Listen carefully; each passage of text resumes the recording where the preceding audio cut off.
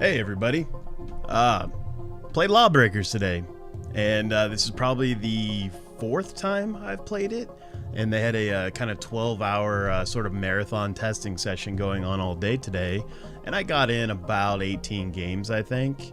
And this is the patch that added in a little more base movement skill with something that they're calling skipping, which allows you to keep your momentum as you jump, and as you land you press the jump button and you keep your momentum.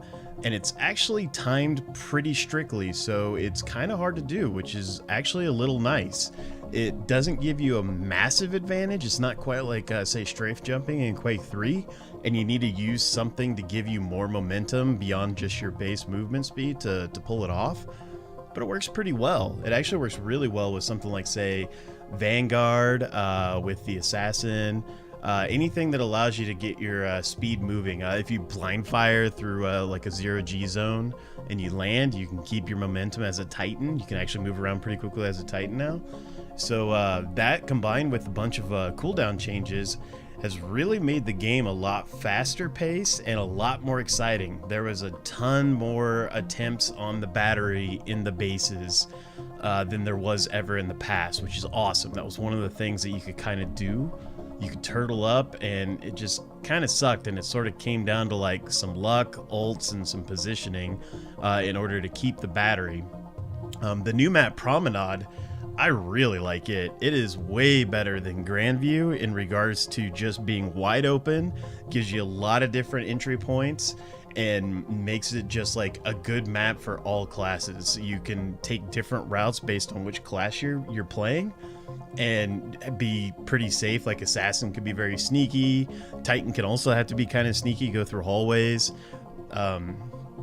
Vanguard can pretty much go anywhere she wants, and the Enforcer can pretty much go anywhere they want and try to like hit people out in the open, especially when they're trying to cross the 0G zones.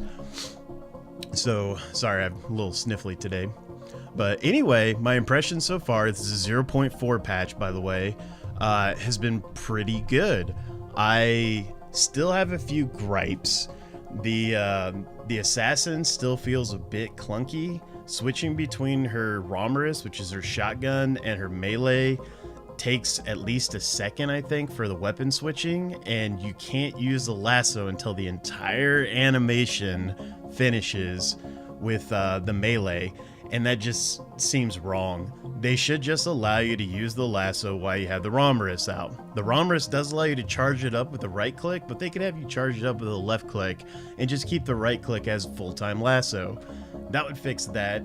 I think that her ability to make, I can't remember what it's called, but she can throw it out and it pushes people away, pushes her away, and it also makes bullets and rockets just go all over the place. That thing's on a super low cooldown. It used to be 20 or 30 seconds even, and now it's like 8. So that might be a little bit too much for her.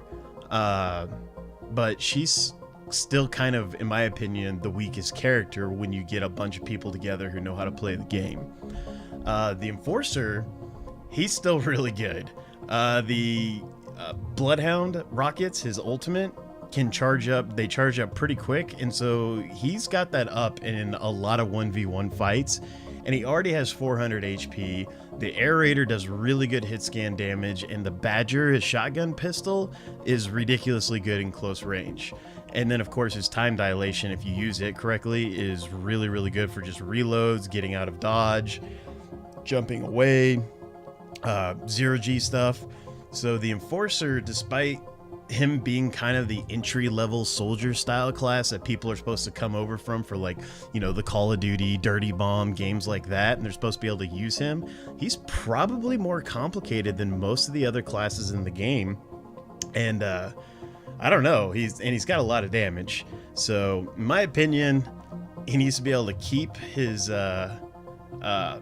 keep his damage where it's at. And I don't know, I guess look at maybe not having the Bloodhound up as often as it is for fights, because even it has 4 missiles that it charges up, and he can fire just a single missile, and just that one missile in a fight, if he fires it correctly, will give him a crazy advantage over virtually everybody. And if you can hit heads with the air raider, or just get close to the Badger, you're gonna win. Vanguard, she still seems really, really good, but they just nerfed her Gatling gun, and now it takes longer. What happens with the Gatling gun, for people who don't know, is you start firing it, it spins up, and over time it gets a little bit more accurate, and then about halfway through your mag, it will be fully accurate. So you kind of got to be smart with how you use it. Sometimes it's smart to even start shooting it before you even come around a corner at somebody, so you can be at full power. Problem is that now that it takes almost 4 seconds now before it gets to max power, so it just feels kind of clunky. I would rather have the damage be reduced on it than anything else, than have it take that long, because what happens is you end up firing it and you just run out of ammo before you can kill like a lot of classes, unless you're just on them. I mean, you still can kill a Titan in one mag, but you got to be on them that whole time. They can't duck behind any boxes. Ducking behind a box is the biggest thing to do to a Vanguard to make them just totally worthless. And once a player knows how to do that, then it becomes kind of terrible for the Vanguard. And I don't think that's the right way to nerf her. However, I don't think nerfing her mobility is a good option either. The reason why she's so good, they kept saying the Gatling gun was so good. I don't believe that's true. I think it's just because she has the best mobility in the game. Even like the assassin technically is supposed to be the most mobile. She's not. Her cooldowns are still too rough. With her dashes and her lassos being on the same cooldown, it just, she doesn't move nearly as well as the Vanguard does. So the Vanguard can get position and get kills because of her positioning. It has nothing to do with the Gatling gun. The Gatling gun's not that great. So I don't know why they keep trying to nerf that. But I don't want to nerf her movement. So, because she's the one character that feels almost spot on for a game like this. It's why I play her all the time. Anyway, the last character I want to talk about, Titan. The Titan is actually really, really powerful, but he is also kind of like the Enforcer. He's a little more complicated to play. The reason being is he has 4 rockets that he can fire before he has to reload. With those rockets, most people don't know you can right click and have them explode at any time. So if you fire a rocket at somebody and you know you're gonna miss, but just barely miss, you can right click when it's near him and still get AoE damage on him. So that is extremely powerful. Then he also has a short range equivalent of kind of like the lightning gun from Quake 3, where it's called the Crisper, and it can overheat after time, and you just gotta, I think you reload it and it cools it down or something, and it's really good. And then his movement is actually pretty complicated as well, because he's got rocket jumps, and they did reduce the amount of damage he takes on a rocket jump, so he can get around the map quite a little bit. And his ult is ridiculous because he gains a bunch of HP, and it just basically is this big Emperor Palpatine sort of electric thing and just zaps the hell out of you. And so that kind of sucks if he's anywhere near you and you're playing an assassin or a Vanguard, because you're gonna die. And but yeah, so far the game is really kind of coming along. The developers are actually listening to our suggestions and kind of understand where people are coming from. And I didn't feel like I was like out of the fight very long, because the movement changes, the healing station changes. I love the healing station changes. I still don't like the fact that there's healing stations in the bases and you also spawn basically on top of your base. That just doesn't work very well in my opinion. I think there should be a different part of the map where you spawn from, and there should definitely be healing stations nowhere nearby. Like maybe go back into your spawn and you heal back up, and then just have a healing station or 2 out in the middle of the map that people can fight over. I think that would be way better than what it currently is, but it's still all right.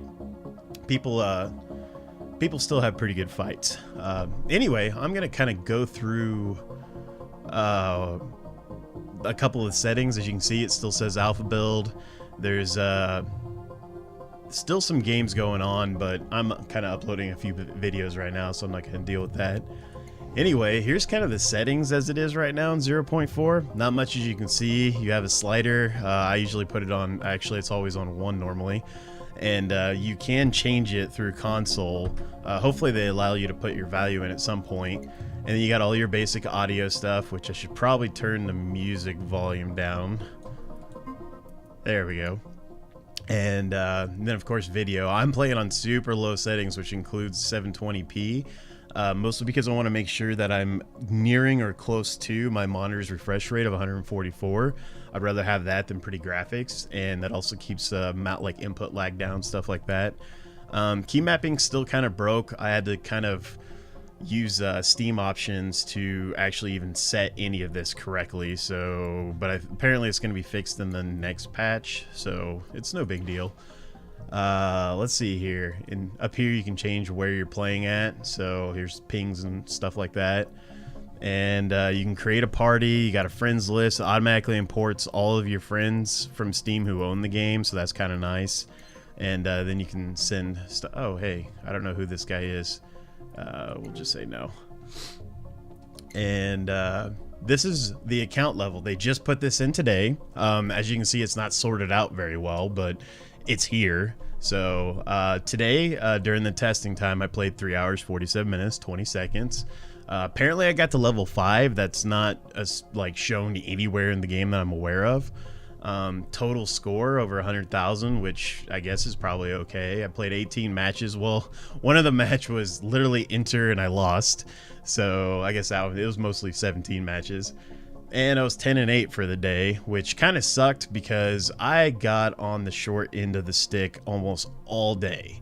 Most of my friends who play weren't around today, and so I didn't get to party up with anybody. And I ended up in matches where it was 3v5, 4v5, and a lot of times it actually ended up pretty close. So those were actually kind of fun. However, I only ended up winning just a little bit more than I lost. Total wins 10, highest score over 12,000. I had a 12,000 point game, an 11,000 point game, and in this game normally your score is somewhere in between 3,000 and if you have a really good game at 6,000, yeah, 12,000 and like I said 11,000 another game. I'll show you, they're actually in the match history. And then total kills, total deaths, that's somewhere around 4.0 KDR, so that was pretty good. I had a lot of assists because I played Vanguard a lot, and you kind of you do a lot of damage sometimes but can't get the kills sometimes, so get a lot of assists with that. And anyway, let's go through the old match history here. As you can see, Promenade for whatever reason is still kind of broken, but yeah, here's one of the games. I was 11,000. I went 53-12 with 10 assists, and this game I went 28-0 with 7,900. So I had a couple of I was really starting to get on fire towards the end. Here's the 12,000 game, and this one was really interesting because we were a player down the whole time, and we somehow ended up winning. So that was pretty neat. And this one we were a player down the whole time and ended up losing. But yeah, there's just some good matches in here. And let's see what's quick match. Oh, quick match does nothing. So anyway, this is kind of an impromptu video that I decided to throw together to just show off what Lawbrakers is like, from just the settings and my opinions on the game right now in patch 0.4 of the alpha. So anyway, hope you guys enjoyed it. Thank you very much and take care.